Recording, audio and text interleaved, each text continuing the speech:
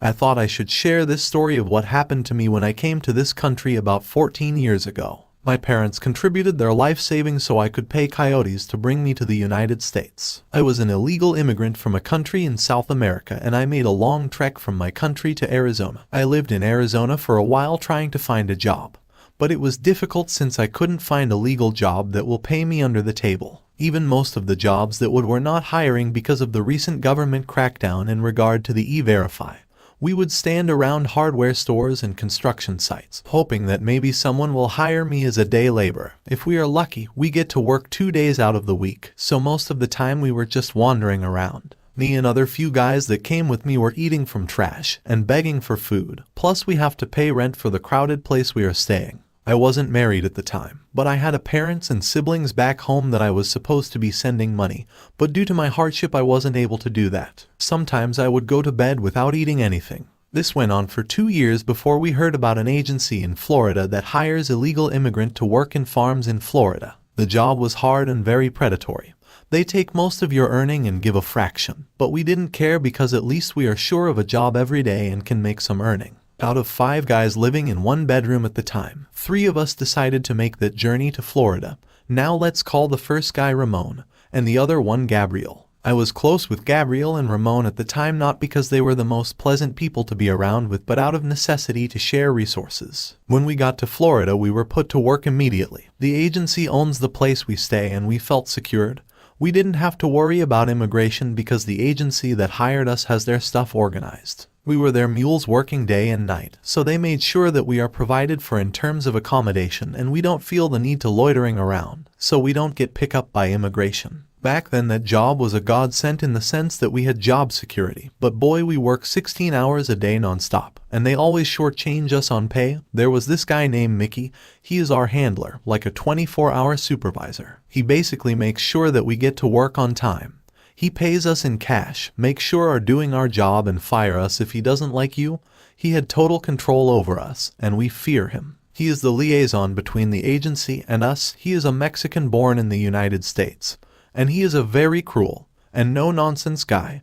He will fire you if you so much as look at him the wrong way. And typically if you are fired, you have nowhere to go other than loitering around and eventually getting picked up by immigration. So to us he was like our God and our tormentor. We couldn't go against what he says. We couldn't complain because there was no other opportunity out there. It was just me and my 2 friends in a room, so we had more space than in Arizona. There were other people like us as well that were under Mickey. 3 months into the job, we were making enough to send back home to our parent and family members that supported us through this trip. Life was good, at least during the weekend, especially on Sunday. We make enough money to go to the bar to look for American girls that we hopefully could befriend to make papers for us to become legal. It was not easy, but eventually I got lucky. I had met this American girl who was Hispanic as well, and things hit up between us. She was not the best looking girl, but to me she could have been a goddess. My 2 friends weren't as lucky. Sometimes they would find American girls, but none of them would stick around after they run out of $20 bills. So, for me to be able to lock down a girl that cared about me, my 2 friends and others saw me in a different light. They wanted what I had. She would come by our place, and when I get a chance I would go by her place as well. She had 2 roommates and they do housekeeping job. A few months later, a laborer we knew won a lottery scratch-off ticket. He won about $50,000, and the first thing he did was to go to Mickey and curse him out for how he had been treating us like animals. He hadn't enough money to go back home. A few months later, he was posting on Facebook how he had started a business in his home country. We were so jealous. He had made it. We all dream of the day we would make that kind of money and have the balls to talk to Mickey. Ramon even said he would punch Mickey in the face if he had that kind of money and tell him I quit to his face. He said that would be very satisfying to him. I knew his nature, and Ramon is usually a man of his word. He is a very cocky guy. I could say that Ramon is the alpha of our group because he was more outspoken and could ramble a few words in English more than us. He is the type that think that he is better than every one of us and would brag about all the women he slept with in the past and present. But unfortunately for him, I was the one that had a girl coming to see me. So while he brags about sleeping with women, I was actually doing it. So he hated me with passion, more now than before. He would try to talk to her when she comes to see me and she would shut him down, which infuriates him. Instead of wishing me luck, he would degrade and make fun of me about how my girlfriend was ugly and fat, and everyone would laugh at me. My girlfriend looks and wait were their favorite jokes. They would all laugh at me, but it was one of those things that I know that while they laugh, they would have loved to be in my position. They know that I am working on my green card, and they wish they were in my position. I was one step closer to getting my green card. While they were stuck in the plantation, I knew they wouldn't think twice if they had a chance with her, so it didn't bother me much. 4 months into our relationship, my girlfriend got pregnant, and I assume I was the father. I decided to propose to her, and she accepted and became my fiancé. The guys heard that I was going to be a father and soon husband, and their jokes became less and less funny, because while I was moving up in the world, they have been stuck in the same place for almost a year by then. My condition financially wasn't any better, and I was thinking about how expensive it would get with a baby on the way. My now fiancé thought she knew someone that could find a better job that pay under the table, but I just have to be patient. Now back to the guy that won a lottery. Since the other guy won a lottery, we all started wasting money on scratch-off tickets. Some of us became addicts and would spend 100 minus 300 on scratch-off tickets and would win a couple of dollars here and there with no net profit. We were buying lottery tickets almost every day after work. They will hand the money to me and I will walk to the gas station to buy some scratch-off ticket. One day I heard a rumor from another camp that Ramon banged my fiancé. I thought it was just one of his bragging antics. But the source told me that they went to a bar and he was showing them private pictures of her. I couldn't believe it. I wanted to confront him about the lie and stand up to him, but that would cause us to fight, and I may get fired and eventually end up in the street and be picked up. So I didn't want to jeopardize my condition all because of a rumor. I decided to endure just like everything else. What makes it more challenging was that I had to see him every day, and I have known this guy for a while, and all that while he has been a shit-why person. If I had a choice, I wouldn't room with him. I tried to brush it off as a rumor, and all but forgot about it, till one day when I was spending time with my then fiancé at her place.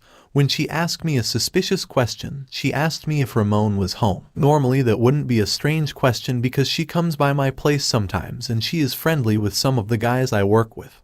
But my spider sense was tingling. I started asking myself, why would she be asking about Ramon? I didn't want to confront her or make her upset or do anything that would upset her because she was close to finding me another job that would pay me significantly more, and most importantly, she is the source of my green card. I went back to the original source of the story and asked him to tell me more about what Ramon said, and he seemed sure of it. Also, I confirmed with other people that heard Ramon bragging about sleeping with my fiancé as well. It bothered me so much that I asked Gabriel about it. He didn't admit it, but I could tell by his reaction that he was hiding something. I kind of left it alone, till one day someone sent me a picture of my fiancé, and Ramon having sex, and pictures of her body as well. It was clearly my fiancé, and that was the picture that Ramon has been passing around. Till this day I don't know who sent me those photos. I was sure it was Gabriel, but unfortunately, I wouldn't get to find out because of what happened to Gabriel later. When I saw the pictures, I was devastated and any hope of a real relationship with my fiancé went out the window. I was angry. I was just scared of the future, scared that I will be stuck in this job forever. I was angry at Ramon, and I wanted to get my revenge for jeopardizing my opportunity. I thought about it for a week till I heard about a prank where someone was given a fake scratch-off ticket,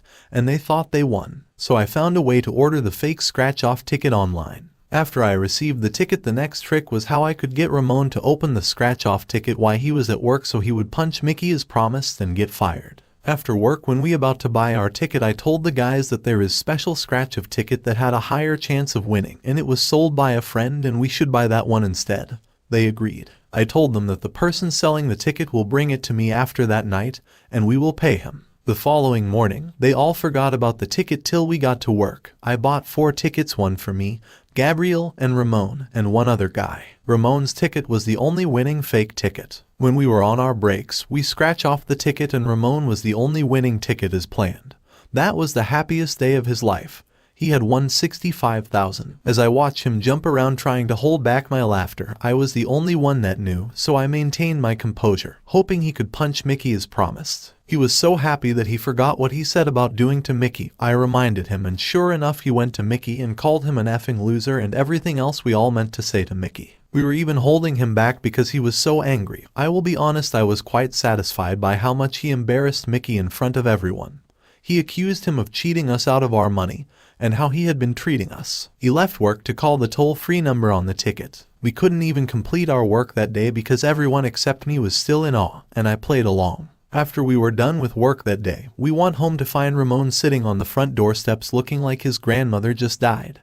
He still had the scratch-off ticket on his hand. As we approached him, everyone was wondering why he looked so distressed. He was only interested in talking to me. He asked me why I gave him a fake ticket. I pretended shocked and surprised, telling him that the guy that sold it to me told me it was legit. I also told him that I can give him his $2 back, and he lost it and blew up on my face, punching me and blaming me for deceiving him and causing him to lose his job. A bunch of people pulled him away from me as he kept telling me that he would kill me. I told him that it was an honest mistake. When we went back into the house and it started to sink in that he had lost his job and would soon be homeless, he went soft and humble because he knew he would need us more than ever. We told him that we would let him stay, but if Mickey finds out, we would be in trouble. We promised not to let Mickey know that he was still staying there because Mickey doesn't come by often to our living area. The following day at work, I pulled Mickey to the side when nobody was watching and told him that Ramon's ticket was fake and he is still at the place. Mickey wanted to make an example out of him, and he showed up every day to make sure Ramon was not there. He couldn't afford to go back to Arizona, so he was basically hanging around hardware stores looking for someone to hire him as a day labor. My then fiancé, now my ex-wife, told me that Ramon reached out to her several times, but she blocked his number when he wanted to crash at her place she shared with 2 other roommates. I got married to my fiancé before she gave birth to our son, and I divorced her after I got my 2-year green card. I failed to mention that after Ramon left, I confronted my fiancé, and she confessed everything. She told me that every time she come over to see me, Ramon would be hitting on her, although she cheated on me during our relationship several times apart from Ramon. I still thanked her for keeping her word and finding me a job taking care of 2 kind elderly white couple at their home. I lived with them, cook for them, and do all their housework for 3 times more than what I was getting paid at the farm in better condition. I worked for them for 4 years, and in those years my English improved enough for me to get an education. She helped me get my papers as well. Although we are no longer married, we are still in good terms. I went to trade school to learn how to become a welder. Now I am making $28 an hour. My ex-wife didn't put me on child support because I bought her a house for her and my son to live in. She had body image issues and it affected her self-esteem, so she was sleeping with any guy that complimented her the right way. I couldn't stay married to someone like that, but without her I would still be working on the farm. I wanted to get a DNA test on my son to make sure he was mine. However, the older he gets, it became pointless because he was a spitting image of me. I planned to visit my family back home this Christmas. As for Gabriel, he saved enough money to travel back home, but he got into trafficking and got himself killed. I still haven't heard from Ramon till this day. I looked him up on Facebook, but he hasn't posted in years.